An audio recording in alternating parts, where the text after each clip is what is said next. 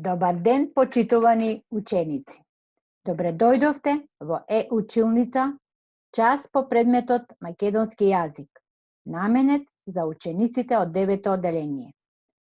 Моето име е Татјана Мицева Бојаровска, наставник по македонски јазик во Основното училиште 11 октомври, Општина Центар, Скопје.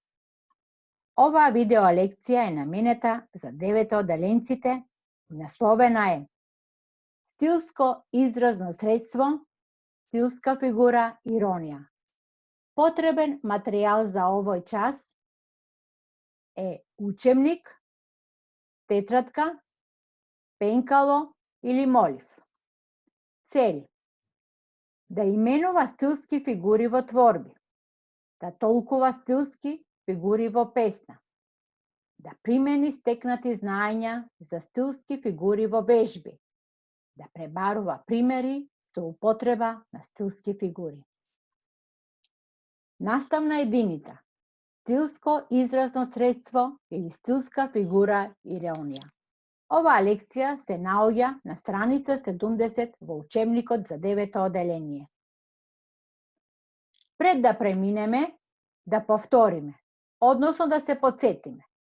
Стилски фигури или изразни средства авторите ги употребуваат за да постигнат поголема сликовитост, музикалност и емоционалност во творбата.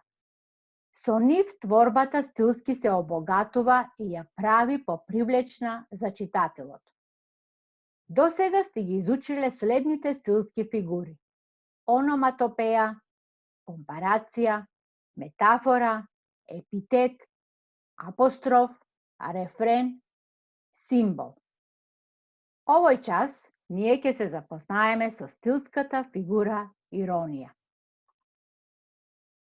Сега ќе ја прочитаме песната внимателно и ќе забележиме кого и што се исмева во песната, а и ќе го откриеме спротивното значење од она што зборовите значат. Песната е народна и се вика Ерген шета, Ерген оди. Ерген шета, Ерген оди. Ерген оди 100 години, на 110 се ожени. Млада сака, млада зеде. Млада зеде спрема себе. Се погоди болничкава. Кога глава, кога срце, кога тенка половина. Па се чуди лудо младо, што да чини да работи. Па отиде сред село, таму најде стари баби. На баби говореше: море баби, стари баби, ке ве прашам и распрашам. Млада сакав, млада зедов. Се погоди болничкава. Кога срце, кога глава. А баби му говореа: море старо аро, за неа е лекот готов, мотиката, лопатата. По читањето на песната треба да откриеме кого и што исмејува народниот пејач во песната Ерген шета, Ерген оди. Во песната народниот пејач го исмејува Ергенот, дедото, и неговиот памет. Исто така и неговата жена, младата, бабата. Каде се чувствува подсмевањето во стиховите за дедото Ергенот и за жена му, младата. Подсмевањето се чувствува уште од самиот почеток до самиот крај, како што можеме да претпоставиме при читањето на песната.